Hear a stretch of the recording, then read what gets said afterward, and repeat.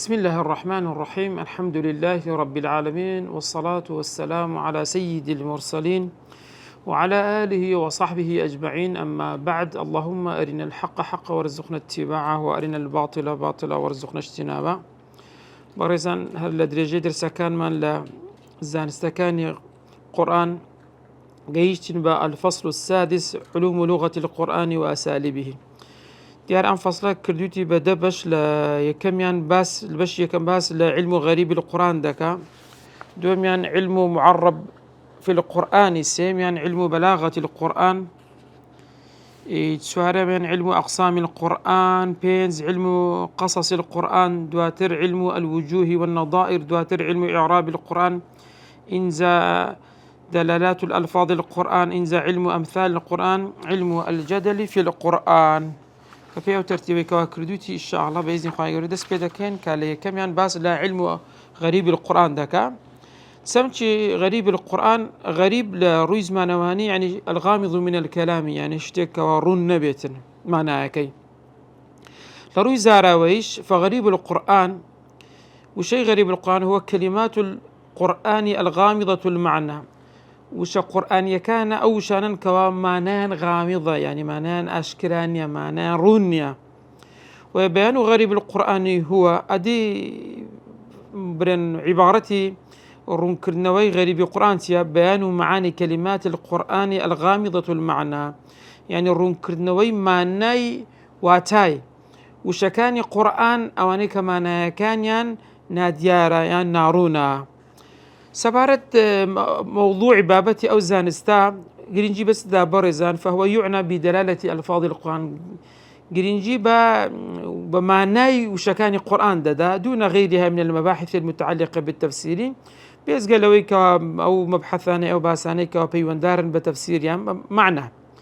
جرينجي زانستي غريب القرآن ديارك وزانستا أو زانستي من أهم علوم التفسير لا هرز زانستا جرينجا كاني زانستا كاني تفسيرا لبرتين، لأن كثير من الآيات القرآن لا تخلو منه. كزور الآيات كان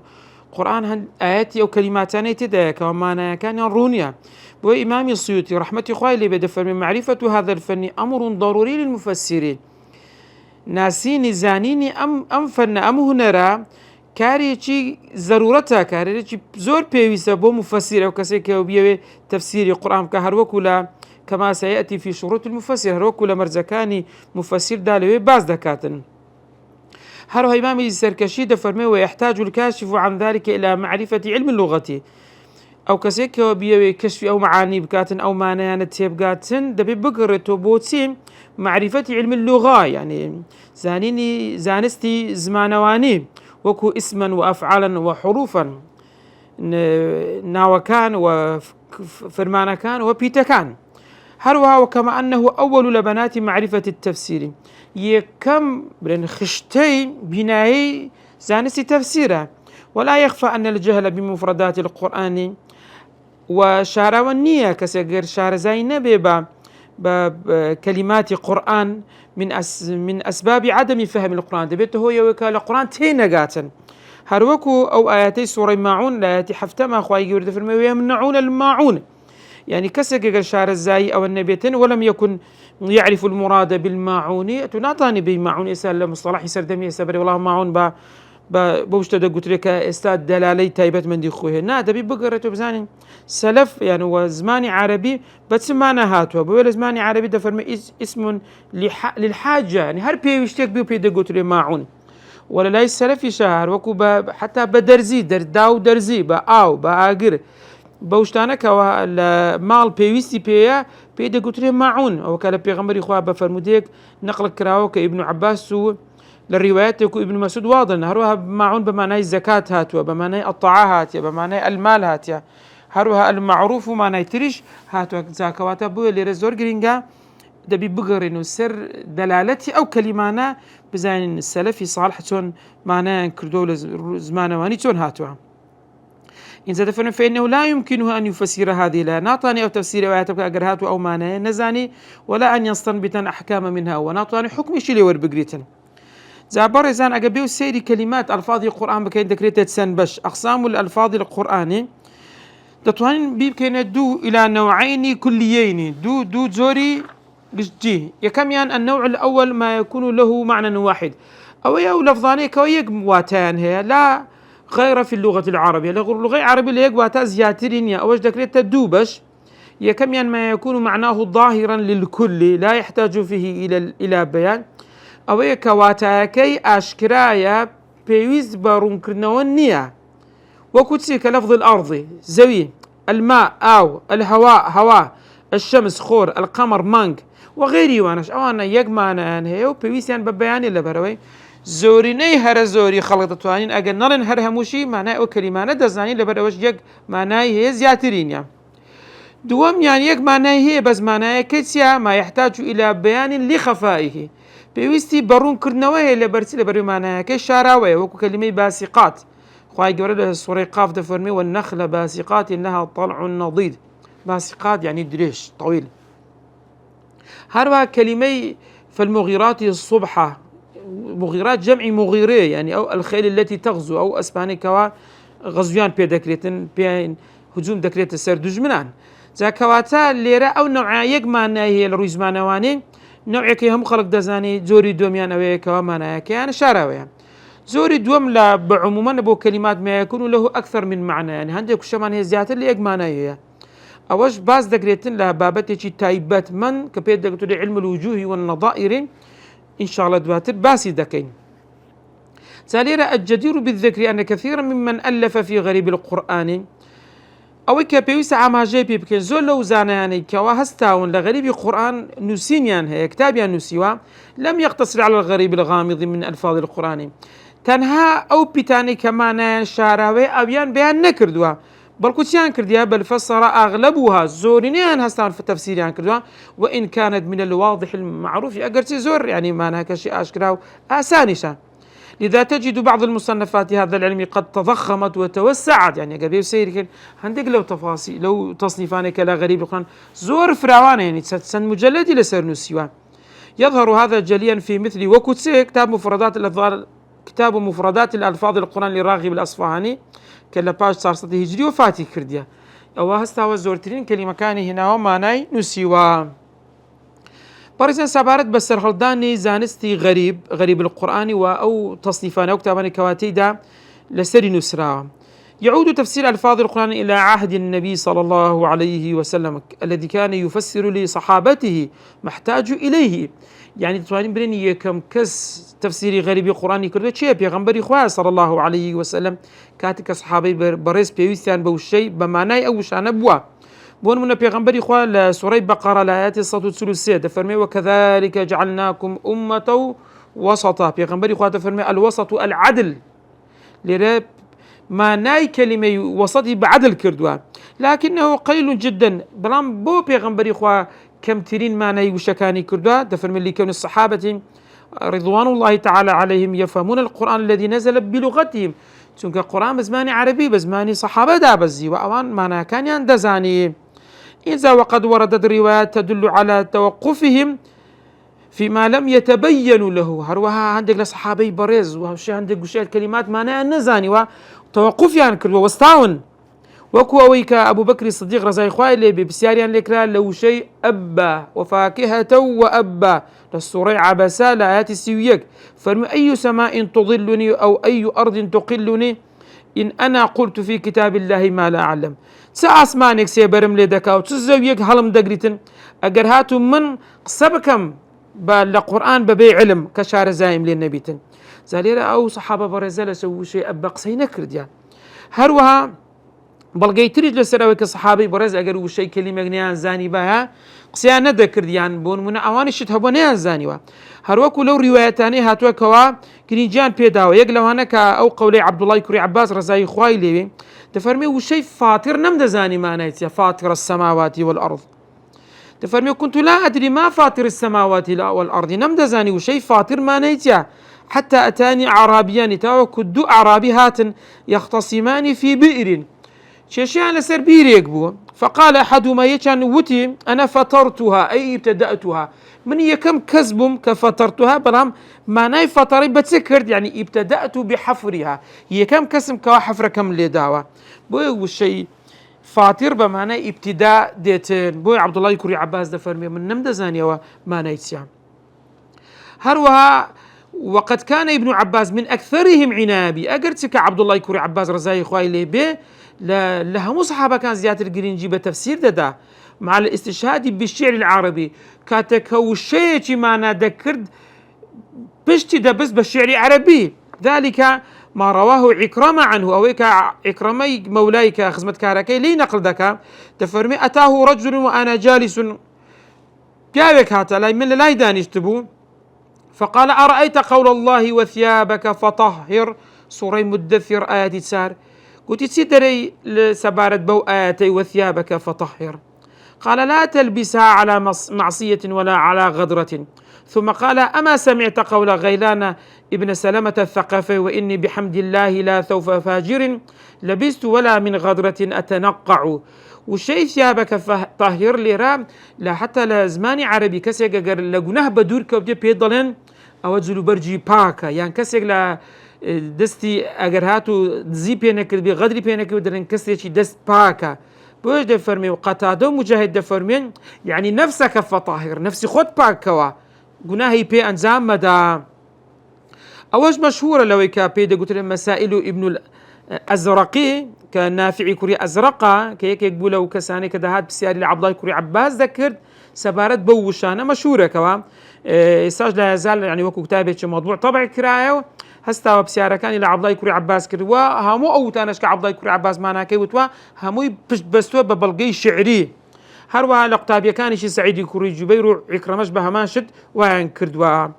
بلام سبارت بتدويني يعني نسينوي امزانستا فقد كان قديما هلا لكونه يعني جرينجي بيدرا ونسرا وتوا لحتى لسردمي اتباع التابعين في القرن الثاني الهجري واستمر الى يومنا بردوام بتاوكو امر جي كائمتي دانا. ومن ابرز تلك المدونات والكتب ما يلي ولا هركتب يعني اول كانوا سراوة سبارت بغريبي قران لوانت سنه مجاز القران لابي عبيد معمر بن المثنى كصالي دوسة هجد وفاتي كردوا هروها تفسير غريب القرآن لابن قتيبة دوسة حفتة وشج وفاتي كردوا سيميا غريب القرآن لابن عزيز السجستاني كصالي سياسات السي وفاتي كردوا سارميا مفردات ألفاظ القرآن للراغب الأصفاني كالصالي باش صار ستي هجري وفاتي كردوا زعوانا أقل سيريان كان يعني ببي تصانيف كان يعني أوي معمر كوري مثنى أو يعني كتبي غريبة زور بنين قديمة وكاري قليل لسر همو أوانا هيك لدواي خوها هاتونا لسر غريبي قرآن نسيويانا بلام كتابك زور بتفاصيل همو شتيشي تدا ورنقرت وبركم مفردات ألفاظ القرآني أو زياتر أو سعترة زياتر باس لا كلمات معناها كان كراوة سبارت من المصنفات المعاصرة أو هاو تسرخي خوشمان بريزان يكم يعني كلمات القرآن تفسير وبيان محمد حسين مخلوفة كصالي هزار وساسة الدي هجري وفاتي كروا هروها دوميان السراج في غريب القرآن دكتور محمد بن عبد الله الخضيري سيميان الميسر في غريب القرآن كمجمع الملك فهد لطباعة المصحف الشريف اللي بديارة طبع كراو درس إنزا سبارت بمنهج جان بريزان أو كتاباني كباس ما كرت دو طريقه دو رقان قلتبر يكميان الترتيب وفق ترتيب ألفاظ القرآن وآياته وسوره ببي ترتيب القرآن يعني لسورة فاتحدث بكردية بناس كوتاي هاتيا أوشان أبو عبيد كلمة جازي القرآن وابن قتيبة أو أوزور منهزيان بيرو كردوا دوم يعني منهزيتي الدوم ترتيب الألفاظ القرآنية على حروف الهجائية ببي حروف هجائية ألف باء تاء ثاء جيم تاء وكوم يا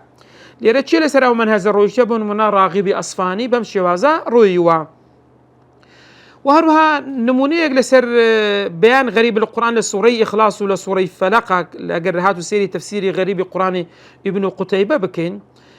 ابن قتيبة رحمة إخواني اللي له شيء الصمد لسوري إخلاص هذا فرمي السيد الذي قد انتهى سؤدده يعني أو كسيك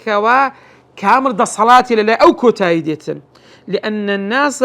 يصمدونه في حوائجهم لبرو خلق يعني بنيازمون لبيوستيكان يعني هروك الشاعر ده فرمي خذها حذيف فأنت السيد الصمد أو لرا شوازي وانا تسوبكاتك كلمة يجمانا ده كان استشهاد ببيت شعريش ده كان هروها عكرمة ومجاهد رحمة إخوان لي بدا فرمي صمد أو كسي هو الذي لا جوف له، لا جوف له يعني داخلين يعني ناوين بيوسي نبا خواردنا ويا. وهو على هذا التفسير كما أبدل فيه مبدلة من التاء، يعني الصمد بخوي يعني المصمت يعني داكا ترنت تأبوا. هروها كفوا يعني مثلا يعني هاو الشوينية. الفلق يعني الصبح بياني. هروها غاسق يعني الليل، والغسق يعني الظلمة تاريخين. إذا وقب يعني دخل في كل شيء يعني داخل بون بهرشتك بيدا قلت إذا وقب. أدي شيء الغاسق يعني القمر إذا كسف مان كاتك بزرد به فسود رشهل دقري. إذا وقب يعني دخل في الكسوف يعني داخل لسد بيتن بوي كوا تاريخ بسر دابين. النفاثات يعني السواحر جمع ساحرة يعني أوانيك سحر دكن دفرمي ينفثنا يعني يدفلنا إذا سحرنا ورقينا يعني كاتجر نشتهن بكربا سحريان بكربا فويان تذكرت. بريزان زانستي تر لزانستا قرينك كان علوم لغة القرآن دوميان بيدا قلت علم الوجوه والنظائر في القرآن. سمتي الوجوه والنظائر. الوجوه لغة جمع وجهه يعني كوي روى، والوجه روتيا مستقبل لكل شيء هرشتكارو لتتابي وبيدا قلت الروى. يقال وجه الرجل وغيره الروي أويان أويتر. ووجه الكلام أدي وجه الكلام ما يعني السبيل الذي تقصده به يعني أو رجاك تتوق سيبي بكي بوشي وهذا أو روى لم روى دري ببري. وشيء النظائر لغة النظائر جمع نظيرة، نظير وهو المثل والشبيه في كل شيء. مثل يعني وك أو هاو شيوي أو لهرشتك. يقال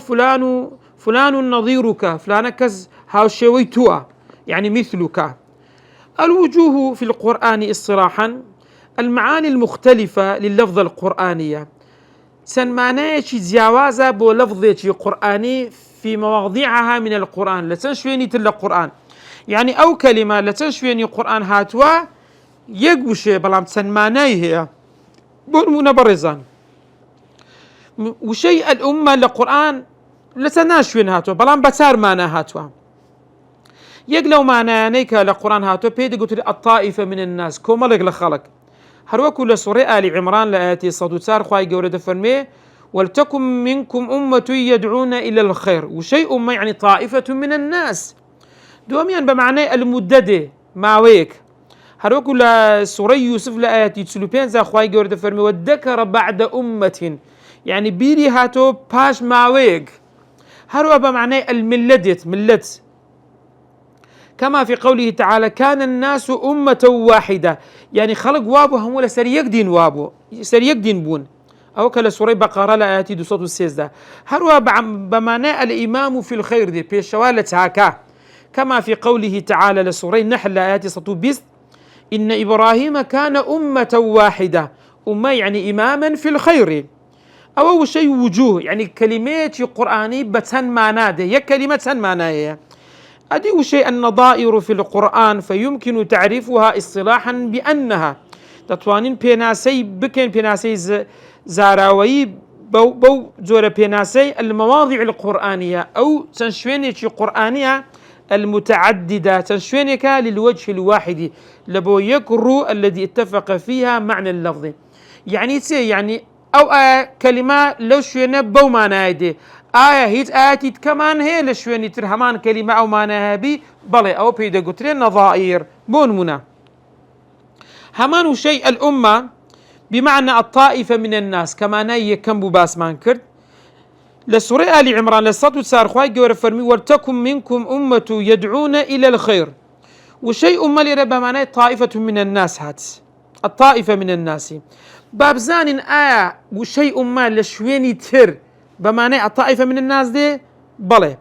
لا سورة البقرة لا يأتي صدو بسواج خواهي قولت فرمي ومن ذريتهما أمة مسلمة لك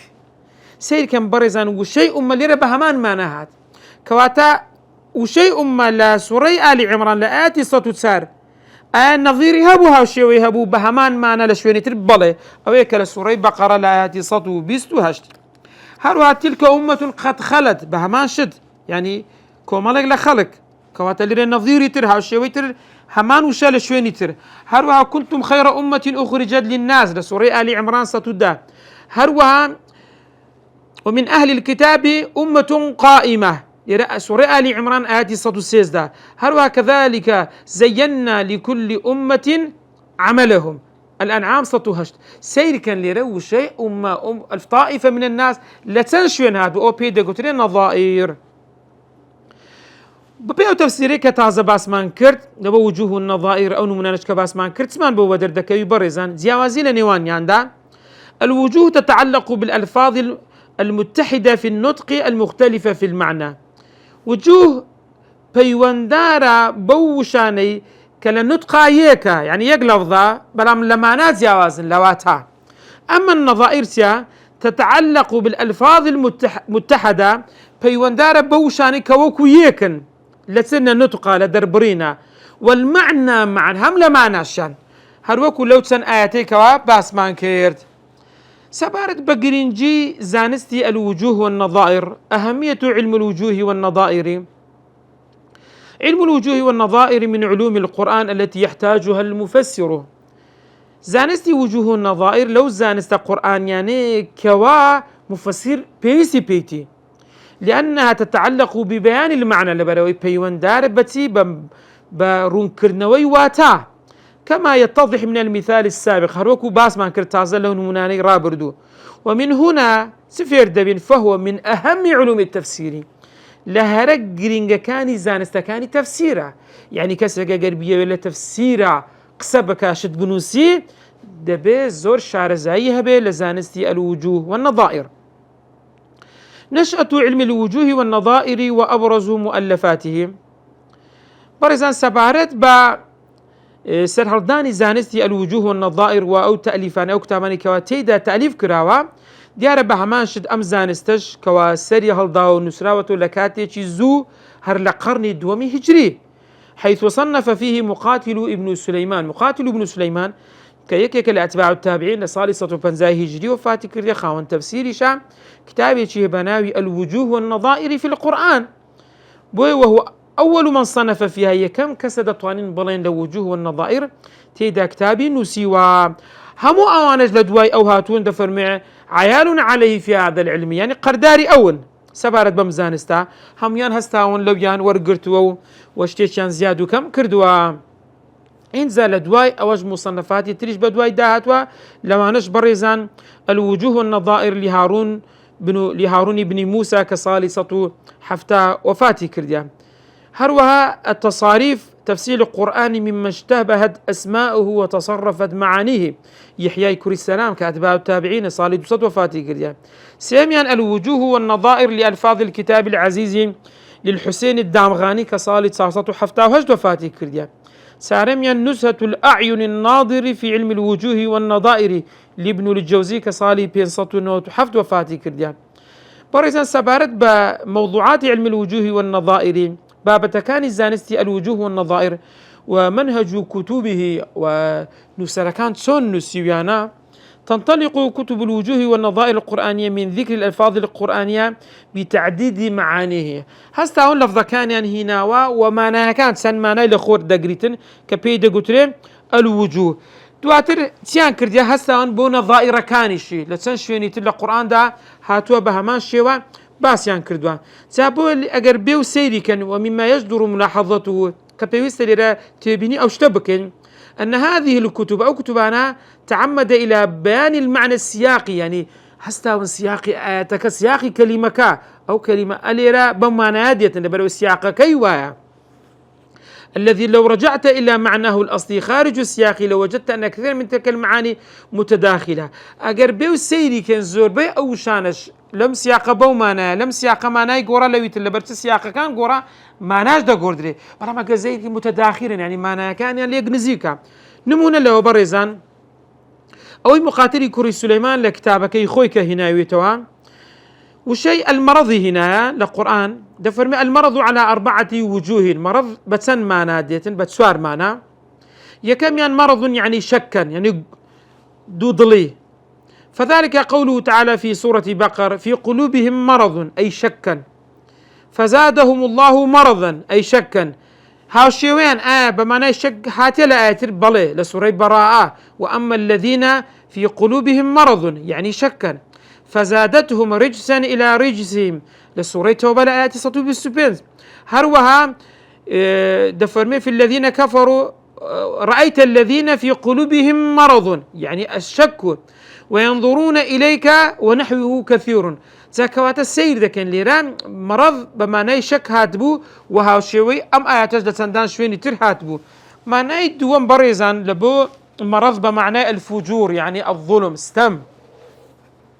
أوجل السوري أحزابها أخوائي جولة لآياتي سيدو دفرمي فيطمع الذي في قلبه مرض أي في قلبه ظلم فجورا. هاوشيوي هي بمعنى فجور بلآياتي تربله همان سورة لآياتي شيست لئن لم ينتهي المنافقون والذين في قلوبهم مرض أي الفجور لغير أودو شوينات ديال لشويني ترنهاتوا. وجه سيم معنى سيم لبو مرض يعني الجراح يعني برين. فذلك قوله تعالى في سورة النساء وإن كنتم مرضى أي جرحى أجر إيوه برنداربون. هاوشيوي هي أو معنى لآيات البلي لسورة مائدة لآيات الشش وإن كنتم مرضى يعني جرحى أو على سفر قال شويني تردي هرنا هاتوا معنى يتشوارم لبو المرض برزان لقرآن بمعنى المرض نفسه يعني حد خوشيك بيتن حد خوشيك. فذلك قوله تعالى فمن كان منكم مريضا هر يقل إيوه نخوش بي هر نخوش يشي زالي بيتن لنخوش كان. هاوشيوي هي بلي لسوري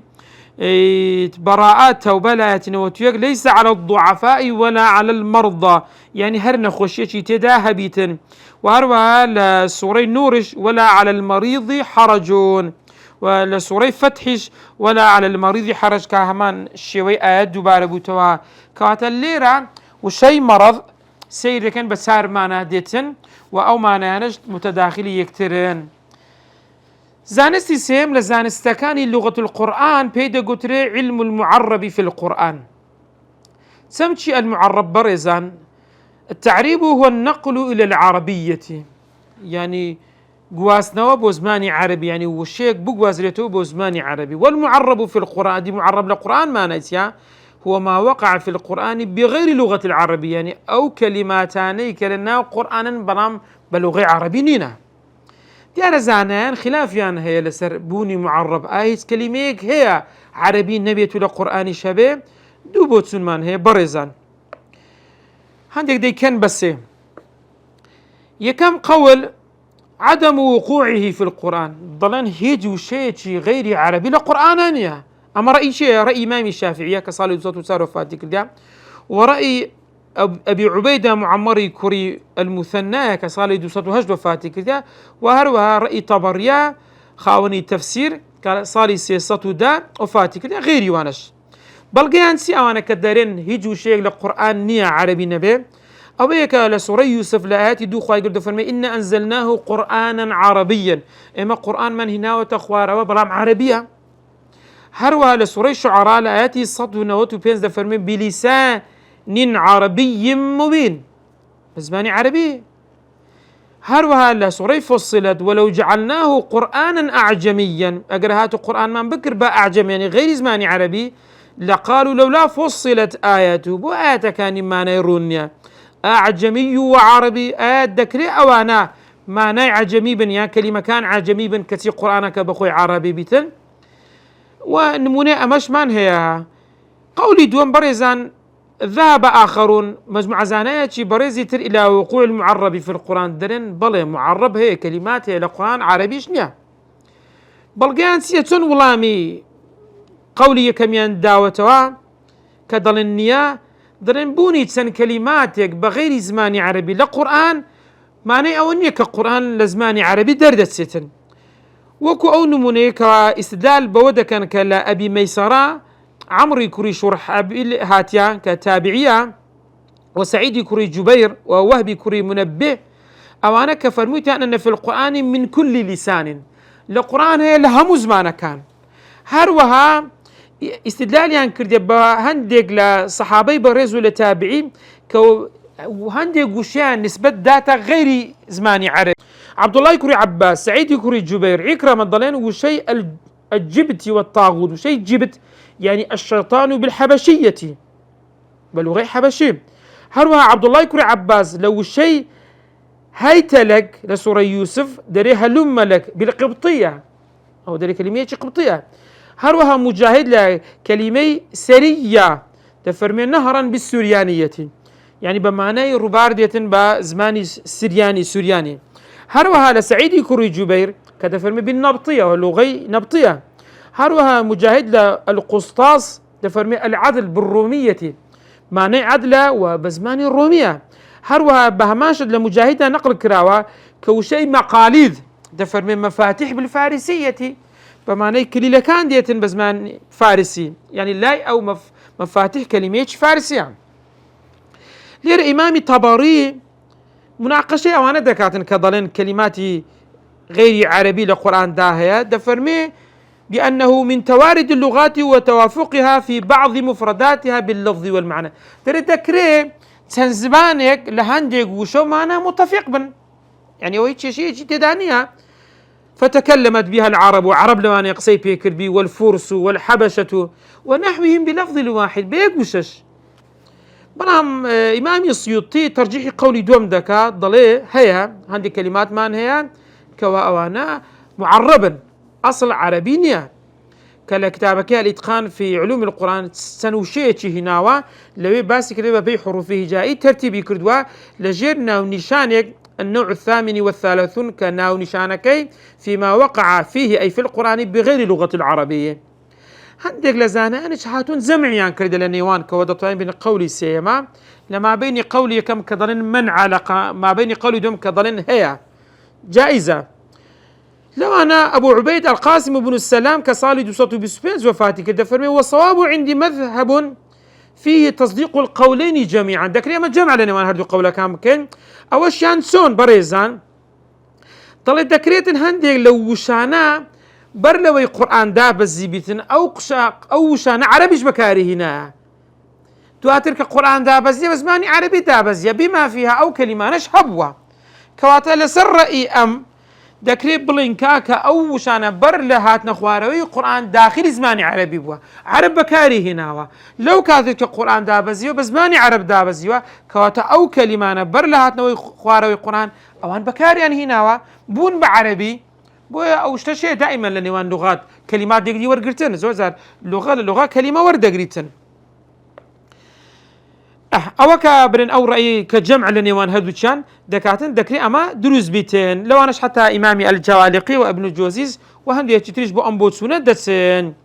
ودشكريتن يعني أو قولي ابن الجرير كدطوانين ضليب بكين بهماشد يعني لقولي كما بس بي أو بيتن كوا عرب برلهاتنا وخواري القرآن أوانيش بكاريان هنا بيتن سبارت بمصنفات لبابتي المعربة برزان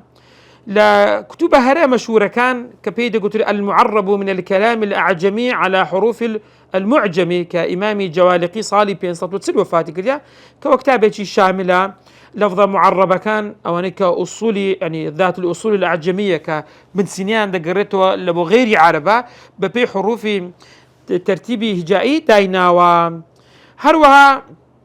لدواي أوانش كإمام السيوطي كتابة هي كزور مشهورة كإمام السيوطي بخوي نوصة دو فذكر دي كتابة كشي مطبوعة المهذب فيما وقع في القرآن من المعربي بهماشد هستا أو كلماني هنا وهرو كل إتقانش باسي كردوا رتبه على حروف المعجم بفي حروف معجمي يعني ألف باتا بمشيوها تخواروا هروها أو كبرن وقد لخص فوائده في الكتاب لا كتاب القان في علم القرآن يعني فاسودا كانش تلخيص كردو توا سنموني أكبر إذا تطواني إساباسي بكن وشيء لجزء عما وشيء الأرائك ابن الجوزي لفنون الأفنان ككتابة خوي تفرمي أنها السرور جمع السرير ترى بالحبشية وشيء جهنم قيل لك ما يدري أعجمية قيل لك دري فارسية قيل لك دري عبرانية قيل ليش ما يدري كهنام جهنم كهنام يعني كافك بوتا جيم وشيء سجيل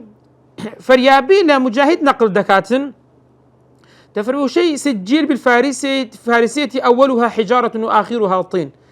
أويك سرتايا كي برد وكوتايا كشي دبيتا قر ئەو پێی دەگوترێت سجیل.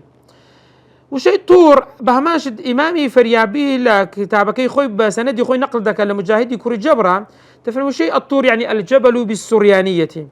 هروها ابن أبي حاتم للضحاك نقل دكات دفرمي إنه بالنبطية بزمان نبطي. هروها وشي عدن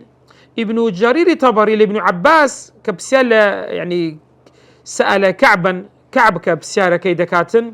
لسبرت بقوله جنات عدن تفرمي جنات كرم وأعناب يعني أو بستاناني كوا تريان تداهيا بزماني سرياني. ومن تفسير جويبرج بعماش دفرمي بالرومية أو بزمان الرومية. وشيء غساقا جوالقي واسطي دفرمين هو البارد المنتن يعني سارد يشي بوغان بلسان التركي أو بزمان التركة. هروها ابن جرير لعبد الله كري بوريدا يعني بريدة نقل دكات دفرمي الغساق المنتن وهو بالتخارية يعني اشتيتشي بوغان بزمان تخارية. هروها وشي مسك ثعالبي دفرميه كلمة فارسية أصل جزوركي. هروها وشي يحور ابن أبي حاتم لداود كريهن نقل دك لقوله تعالى إنه ظن أن لن يحور